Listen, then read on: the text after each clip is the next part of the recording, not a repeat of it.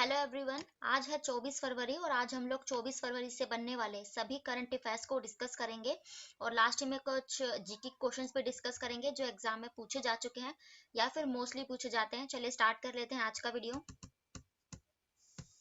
आज का हमारा फर्स्ट क्वेश्चन है, हाल ही में किन राज्यों ने 20 फरवरी को अपना स्थापना दिवस मनाया है?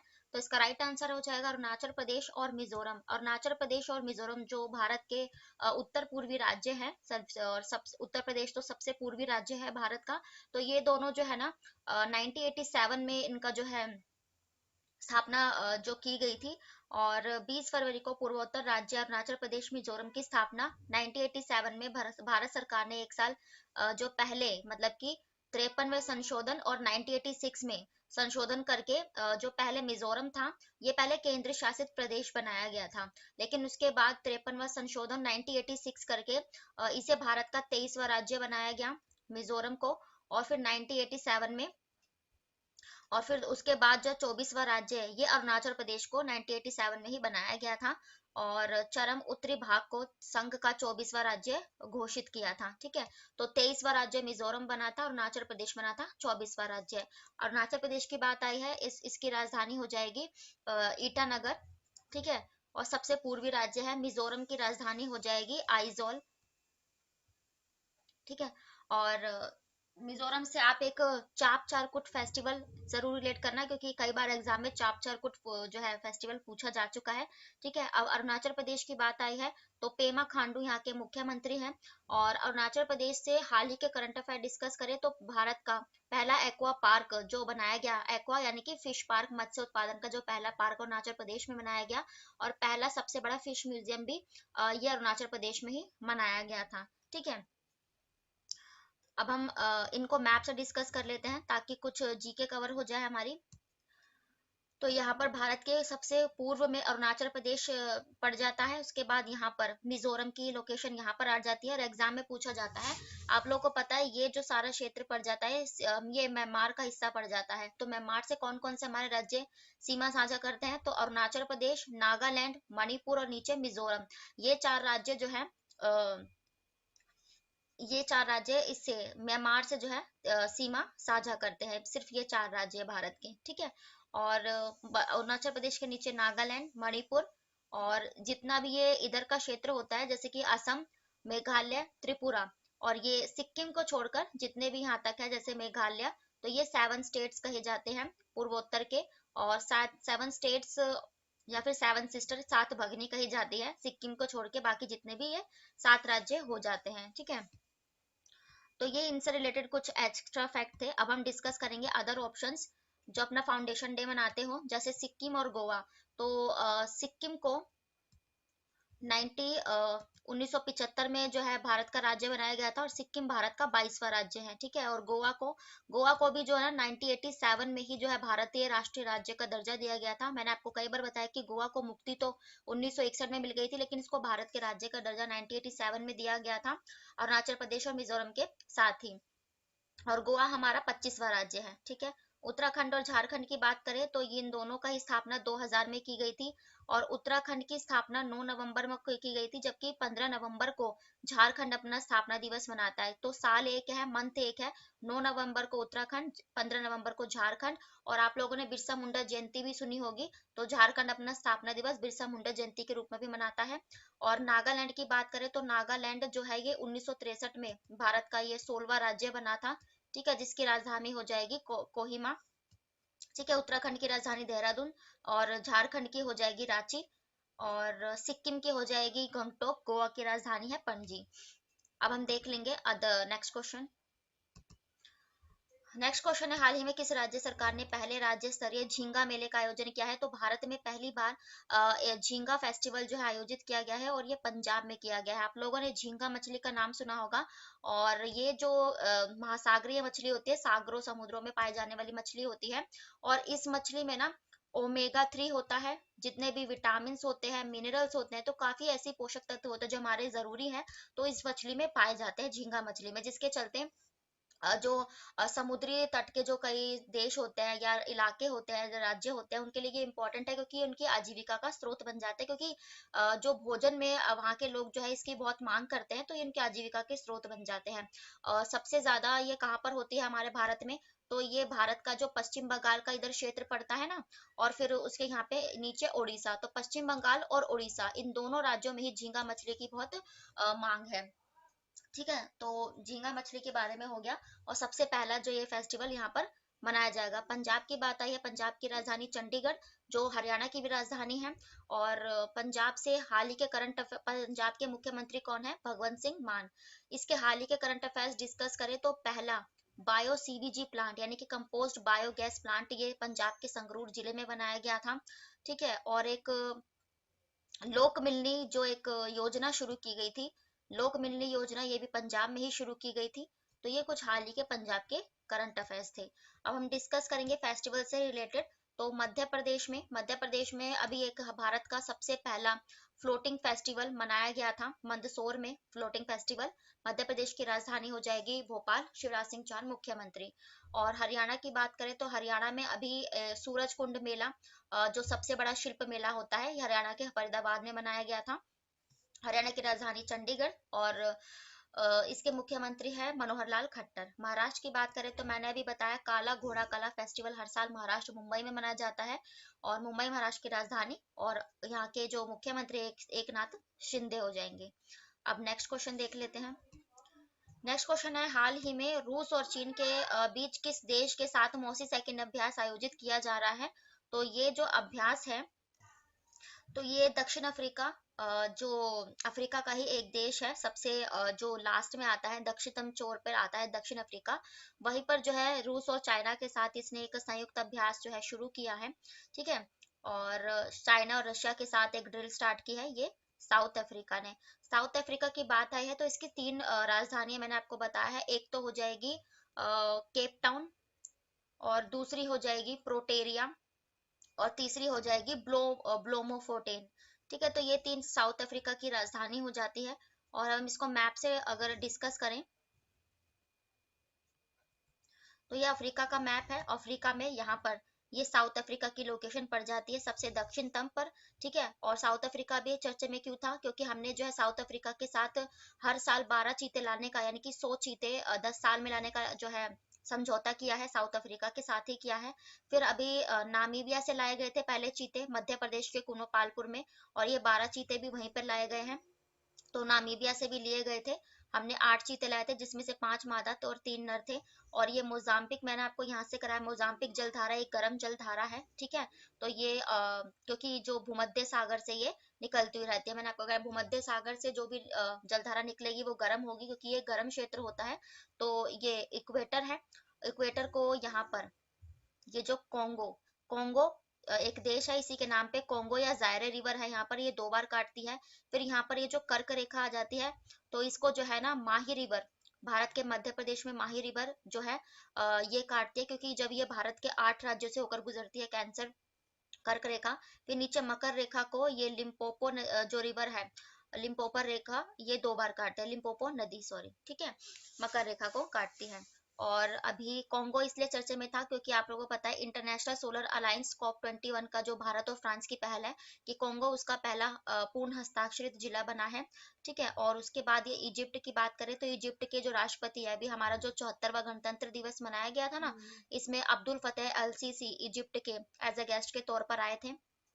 और नाइल रिवर जो विश्व की सबसे लंबी रिवर है, वो इसी में बहती है, इजिप्ट में। और इसका उद्गम स्थल पूछा जाता है, मैंने आपको बताया विक्टोरिया से ये निकलती हुई जाती है नील रिवर, और इजिप्ट में बहती हुई है, यहाँ पर मेडिटेरेनियन सी देख रहे हो आप, तो ये भूमध्य सागर में जाकर मिल जाती है। और फिर यहाँ पर लाल सागर की लोकेशन आ जाती है, ये जो यूएई सबसे बड़ा प्रायद्वीपीय क्षेत्र के और अफ्रीका महाद्वीप के बीच में ये आ जाता है लाल सागर। तो लाल सागर और भूमध्य सागर के बीच में स्वेज नहर बहती है। और ये इरिट्रिया, दजोबती, इथोपिया और सोमालिया, मैंने आपको बताया 4 हॉर्न कंट्रीज ऑफ अफ्रीका, क्योंकि ये जितने भी समुद्र से कोई भी यहाँ पर गुजरता है जहां से उसको लूट लेते हैं, तो ये उसी से रिलेटेड हो जाएगा। फिर यहाँ पे नीचे मोरक्को, और ऊपर ये यूरोप का पार्ट पड़ जाता है ना, ये यूरोप दिख रहा होगा यहाँ पे स्पेन। तो मोरक्को नीचे अफ्रीका में आ जाता है, और स्पेन को अलग करने वाली कौन सी जो है जल संधि, तो ये एक जिब्राल्टर जल संधि, जो अफ्रीका महाद्वीप और यूरोप महाद्वीप या फिर स्पेन और मोरक्को को अलग करती है। ठीक है, तो इसके हाल के कुछ जीके थे और करंट अफेयर्स थे। अब हम अदर ऑप्शन डिस्कस कर लेंगे एक्सरसाइज से ही रिलेटेड। तो एक्सरसाइज रिलेट करके पढ़े, तो अभी उज्बेकिस्तान के साथ भारत की एक्सरसाइज हुई है, जिसको डस्टलिक एक्सरसाइज मैंने कराया था। उज्बेकिस्तान की राजधानी हो जाएगी ताशकंद।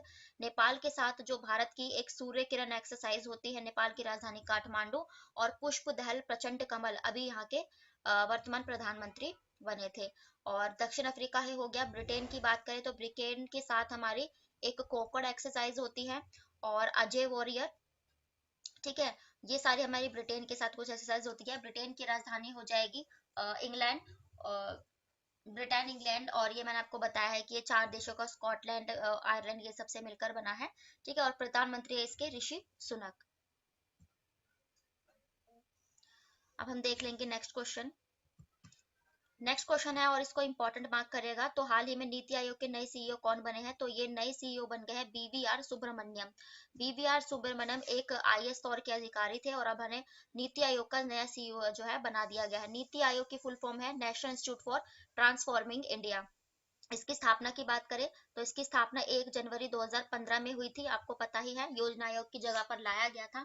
नीति आयोग के जो अध्यक्ष हैं, क्योंकि योजना आयोग के स्थान पे लाया गया, तो उस समय से ही रूल है कि इसके जो भी अध्यक्ष होते हैं नीति आयोग के, वो भारत के प्रधानमंत्री। तो वर्तमान में कौन हो गए, नरेंद्र मोदी जी। और इसके उपाध्यक्ष की बात करें तो सुमन बेरी वर्तमान के इसके उपाध्यक्ष है। और ये जो वी आर सुब्रमण्यम है, किसकी जगह ली है, परमेश्वरन अय्यर की। पहले परमेश्वरन रहे यहाँ के सीईओ थे। नीति आयोग ना एक सस्टेनेबल जो है डेवलपमेंट रिपोर्ट जारी करता है, यानी कि स्थिरता सूचकांक, जिसमें केरला टॉप पर था।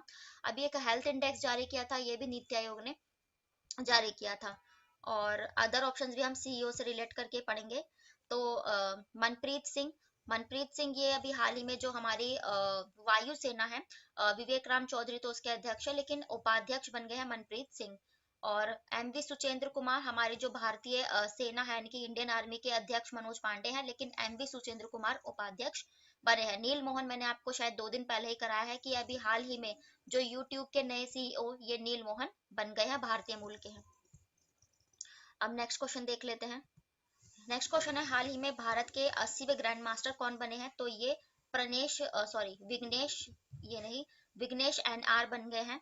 और ये भारत के जो है 80वें क्रम के ग्रैंड मास्टर बन गए। आपको पता है ग्रैंड मास्टर चेस में होते हैं, ठीक है। और सबसे पहले जो ग्रैंड मास्टर थे ये कौन थे, ये विश्वनाथ आनंद थे। और यही विश्वनाथ आनंद जो भारतीय शतरंज संघ है उसके उपाध्यक्ष भी है, ठीक है। अब हम अदर ऑप्शन डिस्कस करेंगे।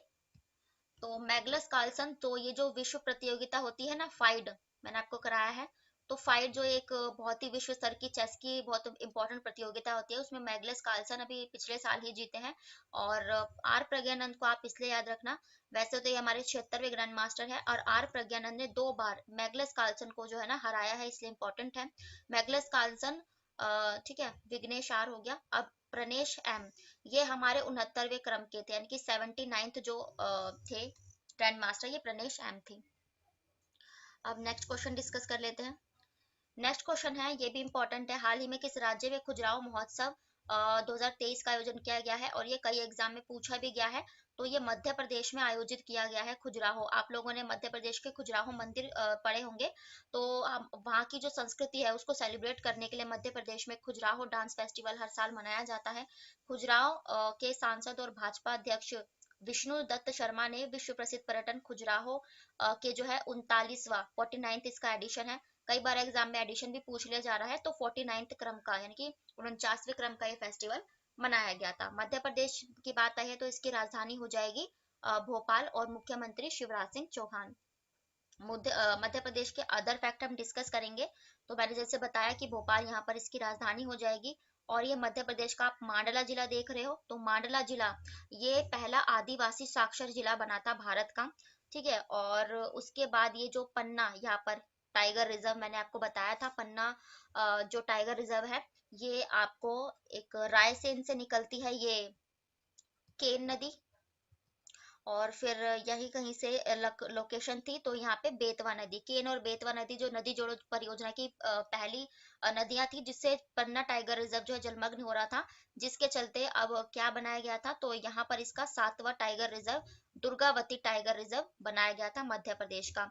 और क्योंकि ये जो केन और बेतवा नदी यहाँ पर उत्तर प्रदेश का पार्ट पड़ जाता है ना, मध्य प्रदेश के पार्ट, तो इसमें उत्तर प्रदेश की यमुना नदी में जाकर मिल जाती है केन और बेतवा नदी। और पन्ना जो है हीरे की खदान के लिए भी पाया जाता था, लेकिन अभी यहाँ पर ये जो छतरपुर आपको दिखाया जा रहा है ना, मैंने आपको कराया था कि छतरपुर में भी ये जो बक्सवाहा के जंगल है ये चर्चे में थे, क्योंकि यहाँ पर भी अब जो हीरे की खदानें हैं वो पाई गई हैं। उसके बाद इंदौर की लोकेशन आ जाते हैं। इंदौर लगातार 6वीं बार स्वच्छ जिला बना था, और पहली एड्रेस सिटी भी भारत की ये मध्य प्रदेश ही बनी थी। और उज्जैन, उज्जैन में नरेंद्र मोदी जी ने महाकाल लोक या महाकाल कॉरिडोर का उद्घाटन किया था। और इसका विदिशा इम्पोर्टेंट बहुत जिला है, मैंने आपको कई बार बताया है कि जो विदिशा है इसलिए इम्पोर्टेंट है क्योंकि आपने बचपन बचाओ आंदोलन के जो कैलाश सत्यार्थी थे ना, वो विदिशा जिले से बिलोंग करते थे। एक बार एग्जाम में पूछा जाए किया है कि ये कहाँ के थे, तो विदिशा से थे। और विदिशा ही मध्य प्रदेश का भी हाल ही में 5G टेक्नोलॉजी वाला पहला जो है जिला बना था। ठीक है। और ये होशंगाबाद, होशंगाबाद का नाम बदलकर नर्मदापुरम किया गया। और एक यहाँ पर कमलापति रेलवे स्टेशन, जिसे हबीबगंज रेलवे स्टेशन पहला जाना जाता था, तो ये कमलापति रेलवे स्टेशन के नाम पर जाना गया। और ये जो श्योपुर है, यही है वो कुनो नेशनल पार्क, श्योपुर में ही है। श्योपुर कुनो नेशनल पार्क में ही जो है नामीबिया से 8 चीते लाए गए, और फिर दक्षिण अफ्रीका से 12, तो अब टोटल इनकी संख्या 20 हो गई है। तो ये जो है इंपॉर्टेंट करंट अफेयर्स थे मध्य प्रदेश से रिलेटेड। और अब हम अदर ऑप्शन डिस्कस करेंगे। मध्य प्रदेश एमबीबीएस यानी कि मेडिकल की पढ़ाई लागू करने वाला पहला राज्य बना था, हिंदी में प्रोवाइड करने वाला। अभी न्यू दिल्ली में एक आदि महोत्सव आप लोगों ने मैंने कराया था कि आदि महोत्सव आदिवासी संस्कृति को बढ़ावा देने के लिए ये कराया गया था न्यू दिल्ली में। नरेंद्र मोदी जी ने इसका उद्घाटन किया था। नई दिल्ली जो राष्ट्रीय राजधानी है, और इसके मुख्यमंत्री हो जाएंगे अरविंद केजरीवाल। नागालैंड का एक आप लोग हॉर्नबिल फेस्टिवल रिलेट कर सकते हो। नागालैंड अपना स्थापना दिवस 1 दिवस को मनाता है, 1 दिसंबर को, हॉर्नबिल फेस्टिवल के तौर पे या फिर नई न्यू ईयर के तौर पर भी मनाता है। गुजरात में अभी, हाँ, जब मकर संक्रांति थी 14 तारीख को, तो इसने सबसे बड़ा एक इंटरनेशनल काइट फेस्टिवल पतंग उत्सव गुजरात में मनाया गया, जिसकी राजधानी गांधीनगर, मुख्यमंत्री है भूपेंद्र पटेल। अब नेक्स्ट देखते हैं नेक्स्ट क्वेश्चन।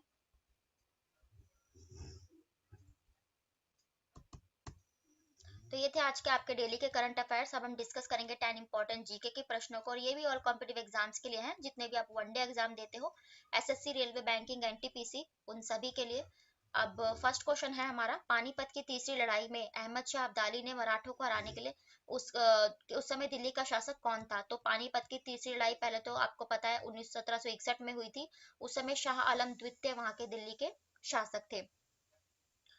अब नेक्स्ट क्वेश्चन है, राष्ट्रीय हरित अधिकरण किससे संबंधित है? तो मैंने करा है पर्यावरण और वन संरक्षण से, ये national green tribunal, NGT, important है।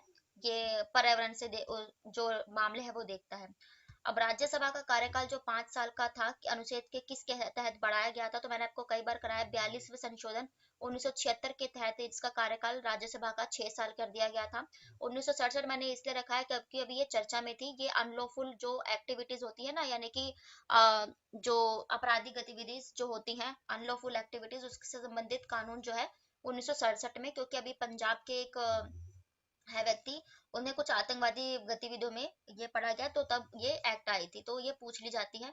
86वें संशोधन 2002 द्वारा जो 6 से 14 साल के बच्चे, उनको शिक्षा का जो है 6 से 14 साल के बच्चों को फ्री शिक्षा का प्रावधान किया गया था। 7वें संशोधन 1956 के तहत जो राज्यपाल होते हैं, यानी कि जो गवर्नर है, यानी कि एक राज्य के एक या एक से ज्यादा राज्यों के एक ही राज्यपाल हो सकते हैं, ये डिसाइडेड है इसमें। नेक्स्ट क्वेश्चन है, राज्यसभा का कार्यकाल, नहीं, ये हो चुका है। हाँ, बुद्ध, धम्मा और संघ को एक साथ कहा जाता है, तो बुद्ध, संघ और धम्म ये त्रिरत्न कहे जाते थे, बुद्ध भगवान से रिलेटेड है ये, ठीक है, त्रिरत्न। नेक्स्ट क्वेश्चन है, सिंधु घाटी के लोग महत्वपूर्ण रचना निम्नलिखित किसकी मूर्ति थी? तो सिंधु घाटी सभ्यता में एक डांसिंग गर्ल, यानी कि नृत्य करने वाली कांस्य की एक मूर्ति पाई गई थी, एक लड़की की, ठीक है। नेक्स्ट क्वेश्चन है अतीत की हस्तियों के लेखक कौन है? अतीत की हस्ती ने आपने पढ़ा होगा अतीत के चलचित्र। तो ये जो बुक लिखी थी ये महादेवी वर्मा ने ही लिखी थी। ठीक है, प्रेमचंद की आप लोगों ने फूस की रात ये सब जो है पढ़ी होगी, है ना। और ये भी महादेवी, अच्छा ये मिसप्रिंट है, बाण भट्ट। तो बाण भट्ट, बाण जो भट्ट थे उन्होंने हरिश्चरित्र की रचना की थी। ठीक है। अब नेक्स्ट क्वेश्चन है पहाड़ों के अध्ययन को कहा जाता है? तो माउंटेन्स की जो हम स्टडी करते हैं उसको कहा जाता है ये ऑरियोलॉजी। ठीक है, लिम्नोलॉजी नदियों के अध्ययन को, ऑप्टोमोलॉजिस्ट जो आंखों के अध्ययन को कहा जाता है होते हैं, ऑर्थोपेडिक होते हैं जो हड्डियों का जो इलाज करते हैं ऑर्थोपेडिक होते हैं। ठीक है। नेक्स्ट क्वेश्चन है स्वतंत्रता के बाद विकसित पहला बंदरगाह कौन सा था? तो मैंने आपको कराया कांडला, गुजरात का ये बंदरगाह, ये सबसे फेमस जो है पहला बंदरगाह था स्वतंत्रता के बाद।